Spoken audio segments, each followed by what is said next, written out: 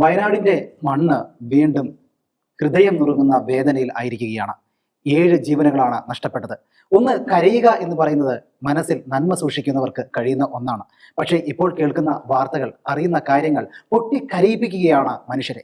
ഈ ആഴ്ചയിൽ നടന്നു നിരവധി കാര്യങ്ങൾ. അങ്ങനെ നമ്മുടെ മനസ്സിൽ തട്ടിയ ആ വാർത്ത എന്ത് എന്ന് അന്വേഷിക്കുകയാണ് ഈ പരിപാടിയിലൂടെ.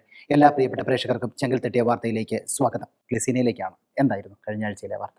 കഴിഞ്ഞ ആഴ്ചയിൽ ഏറ്റവും കൂടുതൽ എന്നെ പേടിപ്പിച്ച ഒരു വാർത്തയായിരുന്നു പത്തനംതിട്ടയിൽ നിന്ന്. പത്തനംതിട്ട കൂടലില് 13 വയസ്സ് മാത്രം പ്രായമുള്ള ഒരു കുട്ടി ഒരു അലിഗേഷൻ കൊണ്ടുവരികയാണ്. എന്നെ 10 പേര് ചേർന്ന് റേപ്പ് ചെയ്തു. ആ കൂട്ടത്തിൽ ഒരു പെൺകുട്ടിയും ഉണ്ട്. ഒരു പെൺകുട്ടി ഉൾപ്പെടെയുള്ള ഒരു ഗ്യാങ്ങാണ്. അതിൽ എന്നെ റേപ്പ് ചെയ്തു എന്ന് സ്കൂളിൽ കൗൺസിലിങ്ങിൽ പറയുകയാണ്. കൗൺസിലേഴ്സ് അത് റിപ്പോർട്ട് ചെയ്യുകയും നമുക്കറിയാം, ഒരു റേപ്പ് കേസ് ഉണ്ടായാൽ ഇമ്മീഡിയറ്റ് ആയിട്ട് പോലീസ് ആക്ഷൻ എടുക്കണം. അത് അവരെ സംബന്ധിച്ച് അതീവ സമ്മർദ്ദം ഉണ്ടാക്കുന്ന ഒരു കാര്യമാണ്. ഇപ്പോൾ ഒരാളെ ഒരു റേപ്പ് കേസ് കൊണ്ടുവന്നു, പോലീസ് കസ്റ്റഡിയിൽ എടുത്തില്ല എന്ന് വിചാരിക്കുക. പോലീസ് കസ്റ്റഡിയിൽ എടുക്കാതിരുന്നാൽ ഉണ്ടാകുന്ന പ്രത്യാഘാതങ്ങൾ എന്താണെന്ന് ചിന്തിക്കാൻ പോലും പറ്റാത്തത്ര സാമൂഹ്യ സമ്മർദ്ദങ്ങളാണ് അവർക്കുണ്ടാവുക. അതുകൊണ്ടൊരു റേപ്പ് കേസ് വന്നു കഴിഞ്ഞാൽ ഉടനടി ആക്ഷൻ എടുക്കുക എന്നുള്ളത് പോലീസിന് സ്വാഭാവികമായിട്ടും ചെയ്തു പോകുന്ന ഒരു കാര്യമാണ്. അതും 13 വയസ്സായ മൈനറായ ഒരു പെൺകുട്ടി ഇത്രയും പേര് പീഡിപ്പിച്ചു എന്നൊരു കേസ് കൊടുക്കുക, പോക്സോ കേസ് കൊടുക്കുക. അത് പോലീസുകാർ അന്വേഷിക്കുക, ഓടി നടന്ന് അറസ്റ്റ് ചെയ്യുക, വീടുകളിൽ കയറി അറസ്റ്റ് ചെയ്യുക, എല്ലാവരെയും പിടിക്കുക. അതിൽ അവർ മർദ്ദിക്കുന്നതും കൂടിയുണ്ട്. അതാണ് അതിനകത്തെ ഏറ്റവും വേദനിപ്പിക്കുന്ന ഒരു കാര്യം എന്ന് പറയുന്നത്. ഒരു പെൺകുട്ടി പറഞ്ഞാൽ അതാണ് ഒരു ചില നിയമങ്ങൾ ഏറ്റവും കൂടുതൽ എങ്ങനെ വളച്ചൊടിക്കാം അല്ലെങ്കിൽ എങ്ങനെ വികൃതമായിട്ട് ഉപയോഗിക്കാം എന്നുള്ളതിൻ്റെ ഒരു നേർക്കാഴ്ച കൂടിയാണ് ഈ ഒരു പോക്സോ കേസ് എന്ന് തന്നെ പറയേണ്ടി വരും. പോലീസ് കേസെടുക്കുന്നു എന്നുവെച്ചാൽ ഇരയുടെ വാക്കു മാത്രം മതി എന്നുള്ളതാണ് ഈ പോക്സോ കേസിൻ്റെ ഒരു ലയബിലിറ്റി. അതുകൊണ്ട് തന്നെ പെൺകുട്ടി പറഞ്ഞു, കൗൺസിലറോട് പറഞ്ഞു, എന്നെ പീഡിപ്പിച്ചു. അവർ കേസ് കൊടുത്തു, പോക്സോ കേസ് കൊടുത്തു. എല്ലാവരും ഓടിച്ചിട്ട് പിടിക്കുന്നു, പോലീസുകാർ ഓടി നടന്ന് അടിക്കുന്നു. അതിലൊരു 20 വയസ്സുകാരന് ഹൃദ്രോഗിയാണെന്ന് പറഞ്ഞിട്ടും പോലീസുകാർ നിർത്താതെ അടിച്ച് അവര്, അതായത് ഈ നിരപരാധിയാണ് എന്നറിഞ്ഞ് 20 വയസ്സുകാരൻ വീട്ടിൽ വന്നു കഴിഞ്ഞപ്പോൾ അമ്മ സ്നേഹത്തോടു കൂടി അവനെ കെട്ടിപ്പിടിച്ചു. അപ്പൊ അവൻ പറഞ്ഞാണ്, അമ്മ എന്നെ തൊടൽ, എന്റെ മേല് മുഴുവൻ വേദനയാണെന്ന്. എന്തൊരു വേദനിച്ചുണ്ടാവില്ലേ അമ്മ? തീർച്ചയായിട്ടും. അതില് ശാരീരിക വേദനയെക്കാളും കൂടുതലും ഒരു കേസുണ്ട്, ഒരു സാമൂഹ്യ വേദന എന്ന് പറയുന്നുണ്ട്. ഒരു റേപ്പ് കേസിൽപ്പെട്ട ഒരു പ്രതിയാണ് എന്നറിയുന്ന സമയം തുടങ്ങി ആ നാട്ടിൽ അവർ അനുഭവിക്കേണ്ടി വരുന്ന, അവരുടെ ചുറ്റുമുള്ളവരും നിരപരാധിയായ പിള്ളേരും അനുഭവിക്കേണ്ടി വരുന്ന ഒരു മാനസിക വ്യതയുണ്ട്. നമുക്കറിയാം, നാട്ടിൽ കൂടെ ഇങ്ങനെയുള്ള വെറുതെ കേസ്, അവനെയൊക്കെ ഒന്ന് നോക്കി വെച്ചേക്ക് എന്ന് പറയുന്ന ഒരു മൊത്തം ഒരു ഒറ്റപ്പെടുന്ന ഒരു മാനസികാവസ്ഥയുണ്ട്. അങ്ങനെയാണ് വീണ്ടും അവർ തിരിച്ച് പരാതിയായിട്ട് വരികയും ആഭ്യന്തരമന്ത്രിക്ക് പരാതി കൊടുക്കുകയും വീണ്ടും ചോദ്യം ചെയ്യലിലാണ് ഈ പെൺകുട്ടി പറയുന്നത് അങ്ങനെ ഒരു സംഭവം ഉണ്ടായിട്ടില്ല, ഞാൻ നുണ പറഞ്ഞതാണ് എന്നുള്ളത്.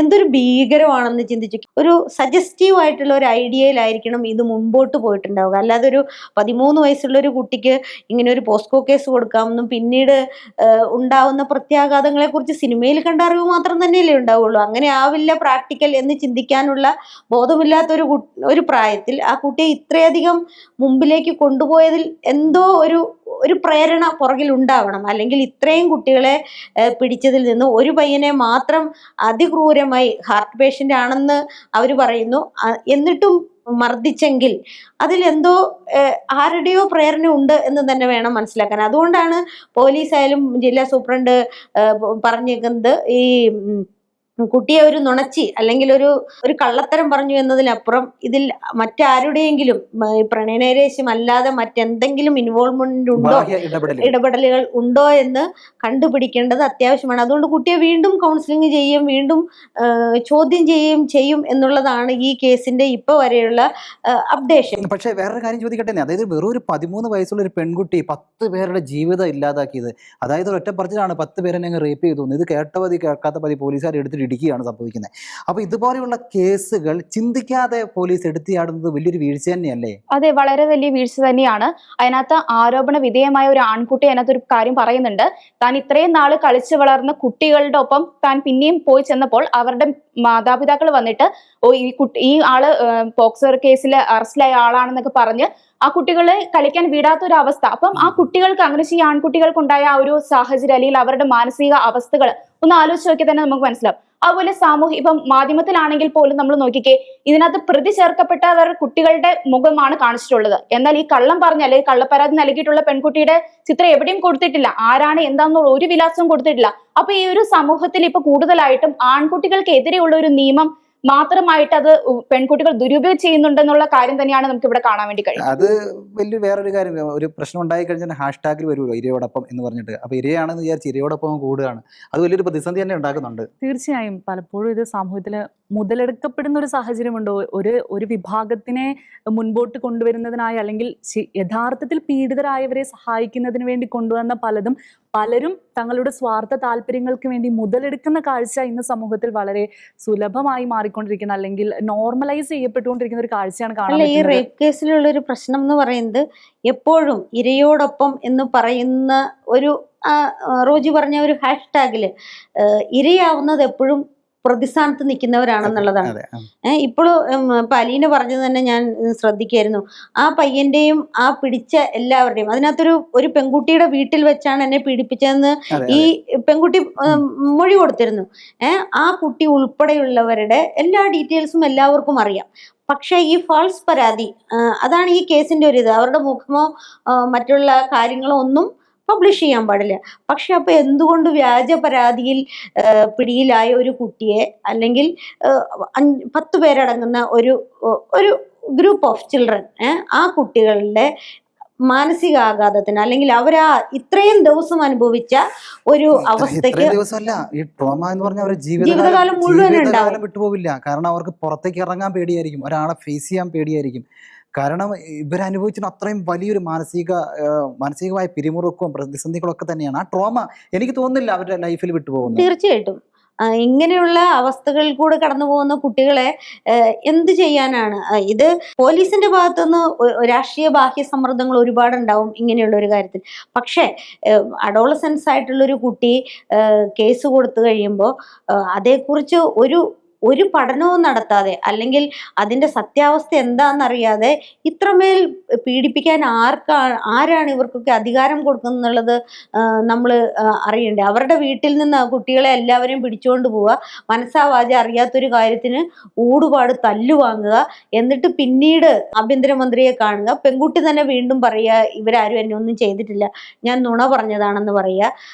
എന്ത് മാനസികാവസ്ഥയാണ് പറഞ്ഞ കുട്ടിക്കും ബാക്കി അനുഭവിച്ച കുട്ടികൾക്കും അവരുടെ ചുറ്റുമുള്ളവർക്കും എന്ന് സത്യമായിട്ടും പറയാൻ പറ്റില്ല. ഇതൊരു കൗൺസിലിംഗ് കൊടുക്കേണ്ട ഒരു കാര്യമാണെന്നൊന്നും എനിക്ക് തോന്നിയിട്ടില്ല. കാരണം ഇങ്ങനെയുള്ള സംഭവങ്ങളിൽ മാതൃകാപരമായൊരു ശിക്ഷ അഡോളസെൻസിലുള്ള ഏജിലുള്ള കുട്ടികൾക്കായാലും കൊടുത്തില്ലെങ്കിൽ ഭാവിയിലേക്ക് ഇനി ഉണ്ടാകാൻ പോകുന്നത് വലിയ ദുരന്തങ്ങളായിരിക്കും.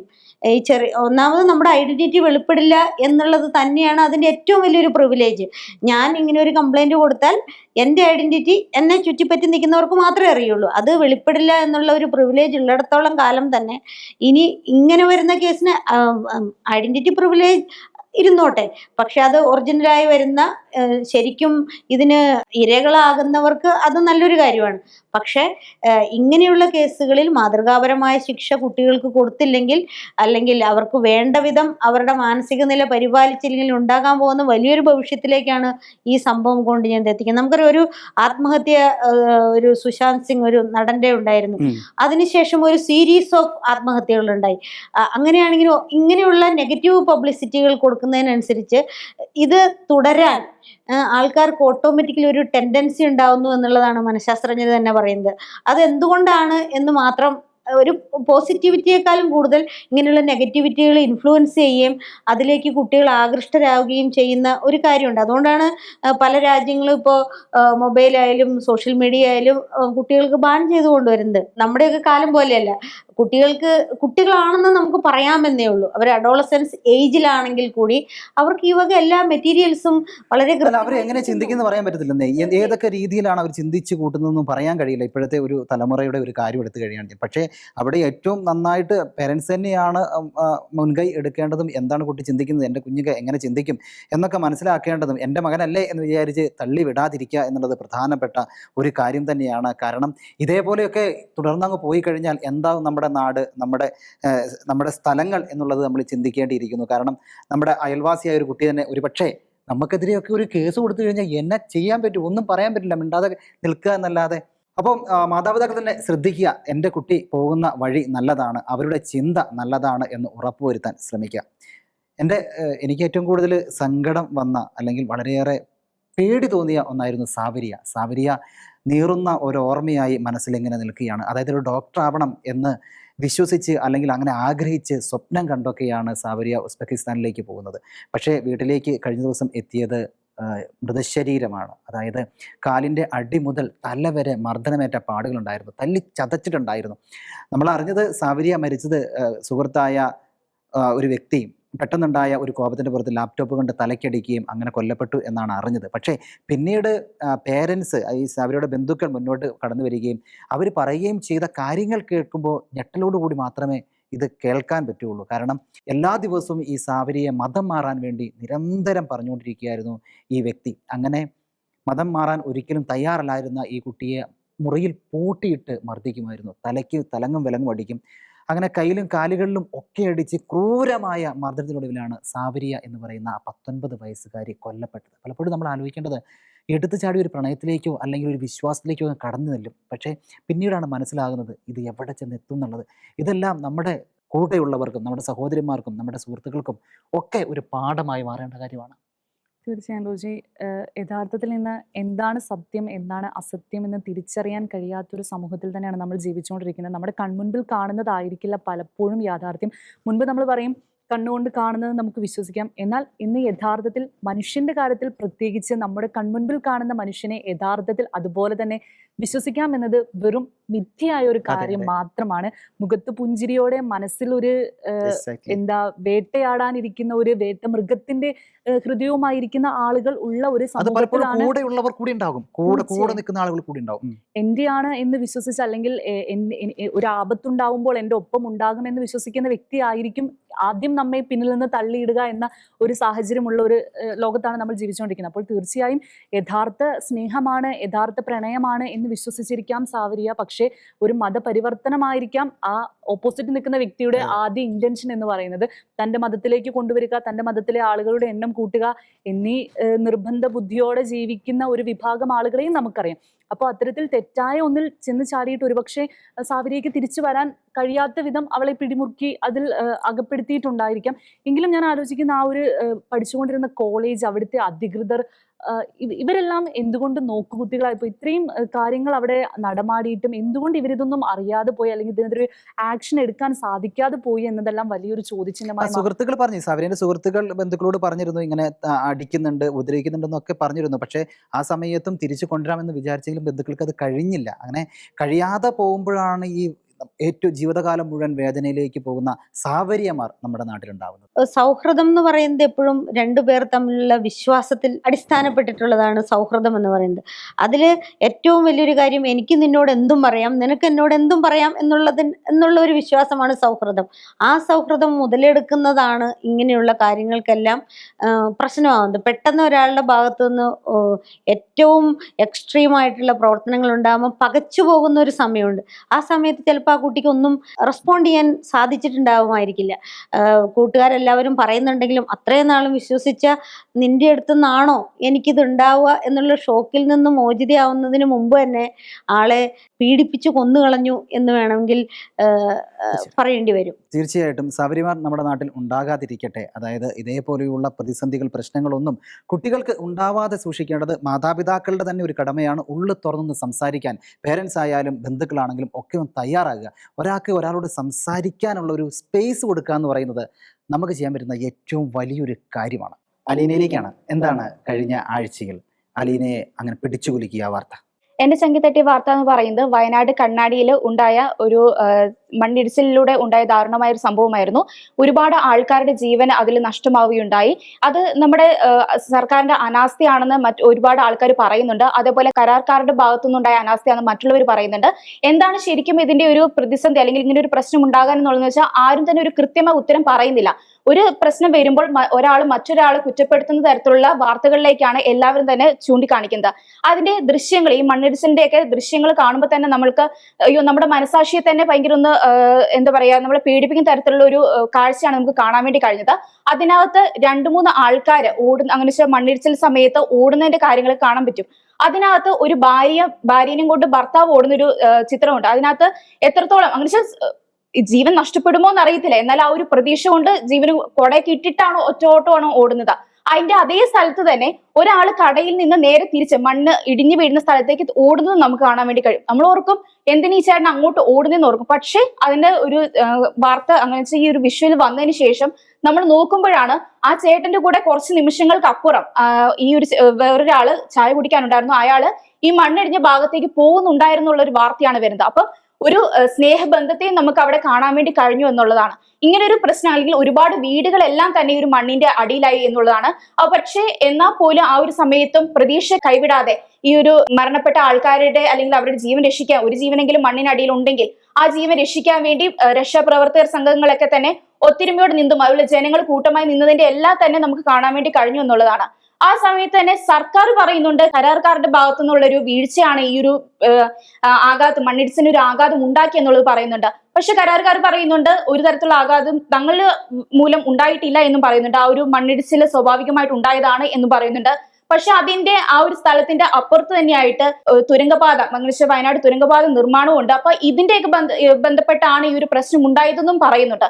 ശരിക്കുമായിട്ടുള്ള ഒരു എന്താണ് ഈ ഒരു പ്രശ്നത്തിന് കാരണമെന്ന് ഇതുവരെ ഒരു തീരുമാനം ആയിട്ടില്ല. അലീന, ഇതൊരു മനുഷ്യനിർമ്മിതമായ ഒരു ദുരന്തമാണ് എന്ന് സർക്കാർ പറയുന്നുണ്ട്. കാരണം ഇത്രയും വലിയ രീതിയിലാണ് മണ്ണ് കൂട്ടി ഇട്ടിരുന്നത്. പക്ഷേ അവിടെ ഒരു സ്വാഭാവിക ലാൻഡ് സ്ലൈഡും നടന്നിട്ടുണ്ട് എന്നുള്ളത് വാസ്തവം തന്നെയാണ്. പക്ഷേ ഇത്രത്തോളം ആഘാതം ഉണ്ടാകാൻ ഉള്ളത് പ്രധാനപ്പെട്ട ഒരു കാരണം ഇത് തന്നെയാണ്. പക്ഷേ അലീന പറഞ്ഞൊരു കാര്യമാണ് വളരെ ശ്രദ്ധേയം. മരണത്തിൻ്റെ മുഖത്ത് നിന്ന് ഭാര്യയും വലിച്ചുകൊണ്ട് ഓടുന്ന ഒരു വിഷ്വൽ എന്ന് പറയുന്നത് അത് നമുക്ക് എല്ലാവർക്കും വളരെയേറെ സന്തോഷം നൽകിയൊരു കാര്യമാണ്. കാരണം ആദ്യം വന്ന വിഷ്വലാണ് ഈ CCTV വിഷ്വൽ എന്ന് പറയുന്നത്. അപ്പോൾ ഒരാളുടെ ജീവൻ രക്ഷിച്ചുകൊണ്ട് ഓടുകയാണ്. അപ്പോൾ നമുക്കറിയില്ലായിരുന്നു ഇത്രയും ആളുകൾ മണ്ണിനടിയിൽ പെട്ടുപോയിട്ടുണ്ടാകും എന്ന പ്രതീക്ഷകളൊന്നും ഉണ്ടായിരുന്നില്ല. അതെന്തായാലും വളരെ സന്തോഷം നൽകി. പക്ഷേ അതിൻ്റെ അപ്പുറത്ത് 7 പേരുടെ മരണം നമ്മുടെ മുന്നിൽ തന്നെ കാണുകയാണ്. ആരുടെ അവഗണന കൊണ്ടാണെങ്കിലും ഇങ്ങനെയുള്ള ദുരന്തം ആവർത്തിക്കാതിരിക്കണം എന്ന് തന്നെയാണ് പറയാനുള്ളത്. തീർച്ചയായും റോജി, ഇത് ഒരു മനുഷ്യനിർമ്മിതമാണെന്ന് സർക്കാർ ഒരു കുറ്റസമ്മതം നടത്തുന്ന ഒരു കാഴ്ചയാണ് നമ്മൾ കണ്ടത്.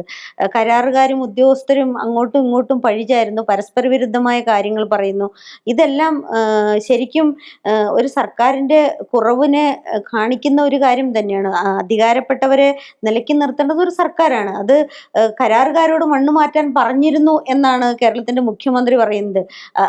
എന്നിട്ട് അവർ കേട്ടില്ല എന്ന് പറയുന്നിടത്ത് ഒരു സർക്കാർ എത്രത്തോളം പരാജയമാണെന്നും കൂടി നമ്മൾ ചിന്തിക്കേണ്ടത്. സർക്കാരിനെ വിശ്വസിച്ച് ജീവിക്കുന്ന അല്ലെങ്കിൽ ഒരു സിസ്റ്റം മുഴുവൻ ഹാൻഡിൽ ചെയ്യേണ്ട ഒരു സർക്കാരാണ് പറയുന്നത് അവർ നേരത്തെ അവരോട് പറഞ്ഞിരുന്നു, അവർ മാറ്റിയില്ല എന്നുള്ളത്. പക്ഷേ ഈ മരിച്ചുപോയവരുടെ ജീവന് ആര് സമാധാനം പറയും, ആരോട് പറയും എന്നുള്ളത് തീർച്ചയായിട്ടും അതിനകത്ത് വേറൊരു കാര്യം കൂടിയുണ്ട്. കരാറുകാരോട്, കൊങ്കൺ കമ്പനിയോട് നിരവധി പ്രാവശ്യം തദ്ദേശ സ്വയംഭരണ വകുപ്പ് ഉൾപ്പെടെയുള്ള ആളുകൾ പറഞ്ഞിരുന്നു ഈ മണ്ണ് മാറ്റണം എന്നുള്ളത്. പഞ്ചായത്ത് വന്ന് പറഞ്ഞിരുന്നു.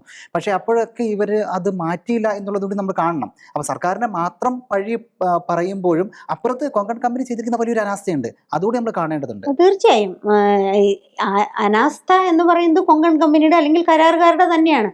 പക്ഷേ ഒരു സർക്കാർ എന്ന് പറയുന്നത്, അതായിരുന്നു ഞാൻ പറഞ്ഞു വന്നതോരും, സർക്കാർ എന്ന് പറയുന്നത് ആ നാട്ടിലെ ജനങ്ങളുടെ ജീവനും സ്വത്തിനും സംരക്ഷണം കൊടുക്കേണ്ട ആൾക്കാരാണ്. അതിനകത്ത് വരുന്ന ഒരു അഭാവത്തിന് ജനങ്ങൾക്ക് കുറ്റം പറയാം, പക്ഷെ ഒരു സർക്കാരിന് കുറ്റം പറഞ്ഞ് ഒഴിവാകുന്നത് അവരുടെ കഴിവുകേട് തന്നെയാണ്. ഒരു ബ്ലെയിം ഗെയിമിലേക്ക് ദുരന്തം ഉണ്ടാകുമ്പോൾ പിന്നെ 2 ദിവസം കഴിയുമ്പോൾ മണിക്കൂറുകൾ കഴിയുമ്പോൾ തന്നെ ഈ ബ്ലെയിം ഗെയിമിലേക്ക് വരും. അവർ കാരണമാണ്, ഇവർ കാരണമാണ് എന്നുള്ളത്. അതൊന്നും അല്ല വേണ്ടത്. ഇനിയും ഇങ്ങനെ ഒരു ദുരന്തം ഉണ്ടാവാതെ ശ്രദ്ധിക്കുക, അല്ലെങ്കിൽ ദുരന്തമുണ്ടായതിന്റെ കാരണം എന്തെന്ന് കണ്ടെത്തുക കൂടിയല്ലേ അഭയ?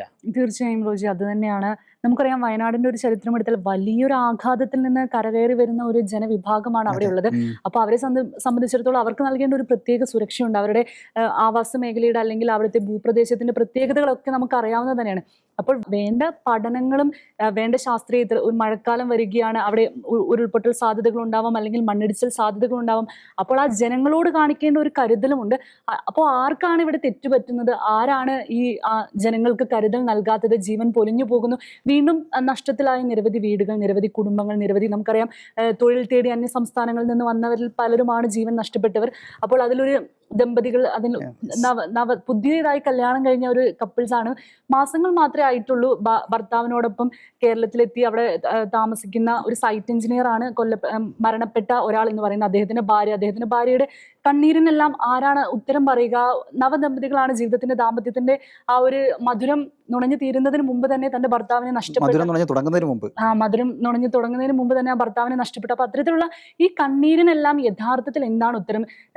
കഴിഞ്ഞ ദിവസം പ്രോലൈഫ് ഗ്ലോബൽ സമിതി പുറത്തിറക്കിയ ഒരു പ്രസ്താവനയിൽ അവർ പറയുന്നുണ്ട്, ശരിക്കും ഈ തങ്ങളുടെ ലാഭക്കൊതിക്ക് വേണ്ടി ഇത്രയും മനുഷ്യജീവനുകൾ പൊലിച്ച ഈ ഒരു ഇത്രയും പ്രദേശത്തെ കണ്ണീരിലാക്കിയ ആ കമ്പനിക്കെതിരെ യഥാർത്ഥത്തിൽ കേസ് എടുക്കണം, കോടതി നടപടി സ്വീകരിക്കേണ്ടത് അത്യാവശ്യമാണ്. അതുപോലെ തന്നെ അവിടെയുള്ള എല്ലാ പ്രവർത്തനങ്ങളും നിർത്തിവെച്ച് വേണ്ട ജിയോളജിക്കൽ പഠനങ്ങൾ അല്ലെങ്കിൽ ഭൂമിശാസ്ത്രപരമായ പഠനങ്ങൾ നടത്തി വേണ്ട കാര്യങ്ങൾ നടപടികൾ എടുത്തതിന് ശേഷമാണ് ഇനി അവിടെ ഒരു പ്രവർത്തനങ്ങൾ നടത്തുക അല്ലെങ്കിൽ നിർമ്മാണ പ്രവർത്തനങ്ങൾ നടത്തുക. ഇത്തരത്തിലുള്ള മഴക്കാലത്ത് അവിടുത്തെ ജനങ്ങൾക്ക് അല്ലെങ്കിൽ അവിടെയുള്ള ഓരോ ജീവനും സംരക്ഷണം നൽകേണ്ട വലിയ ഉത്തരവാദിത്വം സർക്കാരിനും അതുപോലെ തന്നെ ബന്ധപ്പെട്ട അധികൃതർക്കുമുണ്ട്. അതുകൊണ്ട് തന്നെ വയനാടിനെ വീണ്ടും ഇത്തരത്തിലുള്ള വലിയ ദുരന്തങ്ങളിലേക്ക് തള്ളിവിടാതെ അവർക്ക് ഒരു കൈത്താങ്ങായി മാറേണ്ടത് ഓരോരുത്തരുടെയും ഉത്തരവാദിത്വമാണ് എന്ന് തന്നെയാണ് എനിക്ക് പറയാനുള്ളത്. ഓക്കെ, തീർച്ചയായിട്ടും വയനാടിൻ്റെ ഹൃദയം വീണ്ടും വിണ്ടുകീറിയിരിക്കുകയാണ്. അവിടെയുള്ള നൂറുകണക്കിന് അല്ലെങ്കിൽ ആയിരക്കണക്കിന് ജനങ്ങൾക്ക് വീണ്ടും ഭീതിയുടെ പകലുകളും രാത്രികളുമാണ് ഈ ദുരന്തത്തോടെ സമ്മാനിച്ചത്. ഇതുപോലെ മറ്റൊന്നുകൂടി ഉണ്ടാവാതിരിക്കട്ടെ എന്ന് തന്നെ നമുക്ക് ആശിക്കാം, അതിനുവേണ്ടി പ്രാർത്ഥിക്കാം.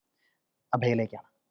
തീർച്ചയായും റോജി, തുടർച്ചയായി നമ്മളെല്ലാം പങ്കുവച്ചത് വളരെ ദുഃഖം ഉളവാക്കുന്ന വാർത്തകൾ തന്നെയാണ്. അതുപോലെ തന്നെ നെഞ്ചുലയ്ക്കുന്ന അല്ലെങ്കിൽ മനസ്സിനെ വേദനിപ്പിക്കുന്ന ഒരു വാർത്ത തന്നെയാണ് എനിക്കും പങ്കുവെക്കാനുള്ളത്. നൈജീരിയയിൽ നിന്ന് തന്നെയാണ് വാർത്ത വരുന്നത്. നൈജീരിയയിൽ 15 ക്രൈസ്തവരെയാണ് ജീവനോടെ ഫുലാനി തീവ്രവാദികൾ ഒരു വീട്ടിലിട്ട് കത്തിച്ചത്.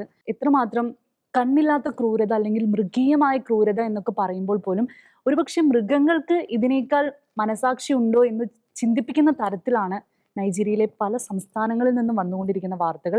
അത്രമാത്രം നീചമായ രീതിയിൽ ഓരോ ദിവസവും കൊല ചെയ്യപ്പെടുന്നത് അല്ലെങ്കിൽ പീഡിപ്പിക്കപ്പെടുന്നത് അസംഖ്യമായ ക്രൈസ്തവരാണ്.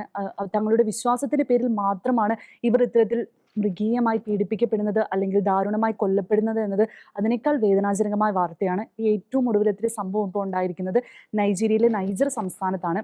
അവിടെ റാഫി തദ്ദേശ ഭരണ മേഖലയിലുള്ള കുമുഗു എന്ന് പറയുന്ന ഒരു ഗോത്ര ക്രൈസ്തവ ഗ്രാമത്തിലേക്ക് പുലർച്ചെ ഈ ആയുധധാരികളായ ഫുലാനി തീവ്രവാദികൾ പെട്ടെന്ന് പ്രത്യക്ഷപ്പെട്ട് കടന്നു വന്ന് ഗ്രാമം വളയുകയാണ്. ഒരിക്കലും അവിടെയുള്ള ഗ്രാമവാസികൾ പുലർച്ചെയാണ്, അവർ നിദ്രയിലായിരിക്കുന്ന സമയമാണ്, അവർ പ്രതീക്ഷിക്കുന്നില്ല. എങ്കിലും ഇവർ ആക്രമിച്ചു എന്ന് അറിയുമ്പോൾ ഒരുപറ്റം ആളുകൾ ഓടി രക്ഷപ്പെടാൻ ശ്രമിക്കുന്നുണ്ട്. എന്നാൽ അത്തരത്തിൽ സാധിക്കാതെ പോകുന്ന കുട്ടികൾ, സ്ത്രീകൾ, അതുപോലെ വയോജനങ്ങൾ പോലെയുള്ള ഇത്തരത്തിലുള്ളവരെയാണ് ഫുലാനി തീവ്രവാദികൾ ഏറ്റവും മൃഗീയമായി കൊലപ്പെടുത്തുന്നത്. ഈ കൊല്ലപ്പെട്ട ഈ മൃഗീയമായി വെന്ത് മരിച്ച 15 പേരിലും ഉള്ളത് സ്ത്രീകളും കുട്ടികളും വയോജനങ്ങളുമാണ് എന്നതാണ് വേദനാജനകമായ വാർത്ത. ഇത്തരത്തിൽ മരിച്ച 15 പേർ കൂടാതെ കയ്യിൽ കിട്ടിയ നിരവധി പേരെ അവർ വീണ്ടും കൊന്നിട്ടുണ്ട്. എന്നാൽ ഈ 15 പേർ അവരാണെങ്കിൽ ഓടി രക്ഷപ്പെടാൻ കഴിയാതെ ഒരു വീടിനുള്ളിൽ അഭയം തേടിയവരായിരുന്നു. അവരെയാണ് ഇവർ ജീവനോടെ കത്തിച്ച് കൊലപ്പെടുത്തിയത്. അതുപോലെ തന്നെ ഇവർ ആ ഗ്രാമത്തിൽ ഉള്ള നിരവധിയായ ഇവരുടെ വീടുകളെല്ലാം തന്നെ കത്തിക്കുകയും അതുപോലെ തന്നെ ഇവരുടെ കൃഷിയിടങ്ങൾ, ഇവരുടെ സമ്പാദ്യങ്ങൾ എല്ലാം തന്നെ നശിപ്പിക്കുന്ന ഒരു കാഴ്ചയാണ്. അത്രമാത്രം ഭീതിയോടെയാണ് അവരവിടെ കഴിയുന്നതെന്ന് ഈ ഓടി രക്ഷപ്പെട്ട തലനാഴി ഇഴക്കി ജീവൻ രക്ഷപ്പെട്ട ദൃക്സാക്ഷികളാണ് ഇതെല്ലാം പങ്കുവെക്കുന്നത്. എന്നാലും അവിടെ നമ്മളെ ഞെട്ടിപ്പിക്കുന്ന ഒരു കാര്യം എന്താണെന്ന് വെച്ചാൽ അവിടുത്തെ പോലീസ് ആവട്ടെ അധികൃതരാവട്ടെ ഇപ്പോഴും ഇത് തീവ്രവാദികളുടെ ആക്രമണമാണെന്ന് അംഗീകരിക്കാൻ തയ്യാറാവുന്നില്ല. അവർ പറയുന്നത് പരസ്പരമുള്ള ഗോത്രവർഗങ്ങളുടെ ഒരു പോരിനെ തുടർന്നുണ്ടായ ഒരു കലാപമാണിത്, മരണസംഖ്യ ഇത്ര ആയിട്ടില്ല. അവരുടെ കണക്കനുസരിച്ച് മരണസംഖ്യ ഇപ്പോഴും 18 മാത്രമാണ്. എന്നാൽ ദൃക്സാക്ഷികളും പ്രദേശവാസികളും പറയുന്നുണ്ട് 50-ന് മുകളിൽ മരണസംഖ്യ ആയിട്ടുണ്ട്. ജീവനും കൊണ്ട് കയ്യിൽ കിട്ടിയതും കൊണ്ട് രക്ഷപ്പെട്ട് അവിടുന്ന് പലായനം ചെയ്യുന്നവർ അസംഖ്യമാണ്. എന്നിട്ടും വേണ്ട നടപടികൾ അല്ലെങ്കിൽ അവരെ ഒന്ന് ചേർത്ത് പിടിക്കാൻ ആരും തന്നെ, അവരുടെ ഭരണാധികാരികളാകട്ടെ അല്ലെങ്കിൽ ലോകരാഷ്ട്രങ്ങളാകട്ടെ എന്തുകൊണ്ട് കഴിയുന്നില്ല എന്നത് വലിയൊരു ചോദ്യചിഹ്നമായി മാറുകയാണ്. നമുക്കറിയാം, നമ്മുടെ കൈയൊന്ന് പൊള്ളിയാൽ നമുക്ക് എത്രമാത്രം വേദന ഉണ്ടാവുമെന്ന് നമുക്കറിയാം. അപ്പോൾ ജീവനോടെ മനുഷ്യനെ പച്ചയ്ക്ക് ചുട്ട് കത്തിച്ചു എന്ന് പറയുമ്പോൾ ഉണ്ടാകുന്ന ആ ഒരു അവരുടെ ഒരു മനസാക്ഷി അവർക്കുണ്ടെന്ന് തന്നെ ഞാൻ ചിന്തിക്കുന്നില്ല. ഫുലാനി തീവ്രവാദികൾ ഇത്രമാത്രം ദിനം പ്രതി ഒരു ക്രൈസ്തവനെയെങ്കിലും കൊല്ലണമെന്ന ഒരു ചിന്താഗതിയോടെ ജീവിക്കുന്നവരാണ് അവരെന്നത് ഇതിൽ നിന്ന് വ്യക്തമാണ്. അപ്പോൾ എന്തുകൊണ്ടാണ് ലോകം ഇപ്പോഴും ഈ ഒരു കാര്യത്തിൽ മൗനം പാലിക്കുന്നത് എന്നത് വലിയ ഒരു വിവേചനം പോലെ മറ്റു പല മേഖലകൾക്കും വേണ്ടി സ്വരം ഉയർത്തുമ്പോൾ എന്തുകൊണ്ടാണ് ഈ നൈജീരിയയിൽ അല്ലെങ്കിൽ ആഫ്രിക്കൻ രാജ്യങ്ങളിൽ ഇതുപോലെ ജീവൻ പൊലിഞ്ഞുകൊണ്ടിരിക്കുന്നത്? അതും തങ്ങളുടേതായ ഒരു കുറ്റത്തിന്റെയും ഒരു തെറ്റിന്റെയും പേരിലല്ല ഇവർ ഇത്രമാത്രം പീഡിപ്പിക്കപ്പെടുന്നത് അല്ലെങ്കിൽ കൊല ചെയ്യപ്പെടുന്നത് എന്നതാണ് ഒരു യാഥാർത്ഥ്യം. എന്നിട്ടും എന്തുകൊണ്ട് ലോകം ഇന്നും മൗനം പാലിക്കുന്നു? അവർക്ക് വേണ്ടി സ്വരമുയർത്താൻ ആരുമില്ലേ എന്നത് വലിയൊരു ചോദ്യചിഹ്നം തന്നെയായി, അവരുടെ ജീവന് ഇത്രയും വില നൽകുന്നുള്ളൂ എന്നത് വലിയൊരു ആശങ്ക ഉയർത്തുന്ന വാർത്തയായി നിലനിൽക്കുകയാണ്. തീർച്ചയായിട്ടും അഭയ, നമ്മൾ കുറേ കാലങ്ങളായിട്ട് സംസാരിച്ചുകൊണ്ടിരിക്കുന്ന ഒന്ന് തന്നെയാണ് നൈജീരിയയിലെ ക്രൈസ്തവ വേട്ട എന്ന് പറയുന്നത്. ക്രൈസ്തവ വേട്ട എന്നൊക്കെ പറഞ്ഞ് നമുക്കിതിനെ എങ്ങനെ ലഘൂകരിക്കാൻ കഴിയും എന്നുള്ളത് എനിക്കറിയാല. ഇപ്പം മൃഗീയമായി എന്ന് പറഞ്ഞപ്പോൾ പിന്നെ അഭയ തന്നെ പറഞ്ഞു, മൃഗീയമായി എന്ന് പറഞ്ഞാൽ മൃഗങ്ങൾക്ക് എന്ത് തോന്നും എന്ന കാര്യം പറഞ്ഞു. അപ്പോൾ അത്രയും ക്രൂരമായുള്ള ഈ വേട്ടയാടൽ, ഈ വേട്ട എന്ന് അവസാനിക്കും എന്നുള്ളതിനെ പറ്റി ഒരു ഐഡിയ ഇല്ല. വീഴുക എന്ന് പറയുന്നത് എല്ലാവർക്കും സംഭവിക്കുന്ന ഒരു കാര്യമാണ്. പക്ഷേ വീണ് കഴിഞ്ഞാൽ ആ വീഴ്ചയിൽ നിന്നും എഴുന്നേൽക്കുക എന്ന് പറയുന്നത് ചില ആളുകൾക്ക് മാത്രമേ കഴിയുകയുള്ളൂ. വീണവൻ്റെ വേദന മനസ്സിലാക്കണമെങ്കിൽ ഒരിക്കലെങ്കിലും നമ്മൾ വീണിട്ടുണ്ടാവണം. എഴുന്നേൽക്കാൻ പറഞ്ഞു കൊടുക്കണമെങ്കിൽ ഒരിക്കലെങ്കിലും നമ്മൾ എഴുന്നേറ്റുണ്ടാവണം. ഞാനൊരു കഥ പറയാം. കൂട്ടം കൂടി ഒരുത്തനെ കുറ്റക്കാരൻ എന്ന് വിധിക്കുമ്പോൾ നാം മനസ്സിലാക്കേണ്ട ഒരു കാര്യമുണ്ട്. ഒരു വിരൽ മാത്രമേ അവൻ്റെ നേരെ നീളുന്നുള്ളൂ, ബാക്കിയുള്ള 4 വിരലുകളും നമ്മളുടെ നേരെയാണ്. ഒരു സന്യാസി ഒരു ദിവസം മുറിയിലേക്ക് കയറി. ആ സമയത്താണ് അദ്ദേഹത്തിന് ശ്രദ്ധയിൽപ്പെട്ടത് അവിടെ ഇരുന്ന ഒരു സ്വർണ്ണ തളിക കാണാനില്ല. അയാൾക്ക് മനസ്സിലായി ഇത് തൻ്റെ ശിഷ്യന്മാർ ആരോ എടുത്തിട്ടുണ്ട് എന്ന്. അദ്ദേഹം എല്ലാ ശിഷ്യന്മാരെയും വിളിച്ചു. എന്നിട്ട് പറഞ്ഞു, നിങ്ങൾ ആരെങ്കിലും ഒരാളായിരിക്കും ഈ സ്വർണ്ണത്തളിക എടുത്തിട്ടുണ്ടാവുക. ആരാണെങ്കിലും കുഴപ്പമില്ല, നിങ്ങൾ എന്നോട് മാത്രം വന്ന് പറയുക. അതിനുശേഷം ആ തളിക തിരിച്ചു നൽകുക. വേറെ ആരും ഇത് അറിയുകയില്ല എന്ന്. അങ്ങനെ ഒരു ദിവസം കടന്നുപോയി. ആരും തന്നെ ഗുരുവിൻ്റെ അടുത്തേക്ക് എത്തിയില്ല. എന്നാൽ എല്ലാവരും കൂടി നിൽക്കുന്ന സമയത്ത് ഒരു ശിഷ്യൻ വന്ന് ഗുരുവിൻ്റെ കാൽപാദങ്ങളിൽ ചുംബിച്ചുകൊണ്ട് പറഞ്ഞു, അല്ലയോ പ്രഭു, ഞാനാണ് ആ സ്വർണ്ണത്തളിക എടുത്തത്, എന്നോട് ക്ഷമിക്കണം എന്ന്. അപ്പോൾ ഗുരു പറഞ്ഞു, ആരും കേൾക്കാതെ ഒറ്റയ്ക്ക് വന്ന് എന്നോട് പറയണം എന്നല്ലേ ഞാൻ പറഞ്ഞിരുന്നത്, പിന്നെ എന്തിനാണ് എല്ലാവരും കേൾക്കെ നീ ഇത് പറഞ്ഞത് എന്ന്. അപ്പോൾ ആ ശിഷ്യൻ പറഞ്ഞു, ഞാൻ അങ്ങനെ ഒറ്റയ്ക്ക് വന്ന് പറഞ്ഞു കഴിഞ്ഞാൽ ഗുരുവിനും എനിക്കും മാത്രമേ അറിയൂ ഞാനാണ് മോഷ്ടാവ് എന്ന്. മറ്റുള്ള ആളുകൾക്ക് ആർക്കും അറിയില്ല. അവർ തമ്മിൽ സംശയിക്കാൻ തുടങ്ങുകയും ചെയ്യും, തമ്മിൽ കുറ്റപ്പെടുത്താനും തുടങ്ങും. കൂട്ടം കൂടിയിരുന്ന് ഒരാളെയെങ്കിലും അവർ പ്രതിയാക്കുകയും ചെയ്യും. ഇപ്പോൾ ഞാൻ കുറ്റം സമ്മതിച്ചതുകൊണ്ട് ഞാനാണ് മോഷ്ടാവ്, ഞാനാണ് മോഷ്ടിച്ചതെന്ന് എല്ലാവർക്കും അറിയാം. അത് നമ്മുടെ ആശ്രമത്തിനും നമുക്കെല്ലാവർക്കും നല്ലതിനല്ലേ എന്ന്. ഗുരു ഇത് കേട്ടു. അവനെ കെട്ടിപ്പിടിച്ചുകൊണ്ട് പറഞ്ഞു, നീയാണ് യഥാർത്ഥ ശിഷ്യൻ. സ്വന്തം തെറ്റുകൾ ഏറ്റുപറയാൻ കാണിക്കുന്ന മനസ്സുണ്ടല്ലോ, ആ മനസ്സ് നിന്നെ ഉയരങ്ങളിൽ എത്തിക്കുമെന്ന്. പിന്നീട് ആ ശിഷ്യൻ ഒരുപാട് ശിഷ്യന്മാരുടെ ഗുരുവായി മാറി. നേരത്തെ ഞാൻ പറഞ്ഞതുപോലെ തന്നെ വീണെടുത്ത് നിന്ന് എഴുന്നേൽക്കാൻ ഒരാൾക്ക് പറഞ്ഞു കൊടുക്കണമെങ്കിൽ വീണെടുത്ത് നിന്ന് ഒരിക്കലെങ്കിലും നാം എഴുന്നേറ്റുണ്ടാവണം. മറ്റുള്ളവരെ കുറ്റക്കാരാക്കുകയല്ല വേണ്ടത്, അവരെ ചേർത്ത് പിടിക്കാനുള്ള ഒരു കരുണ ഉണ്ടാവണം.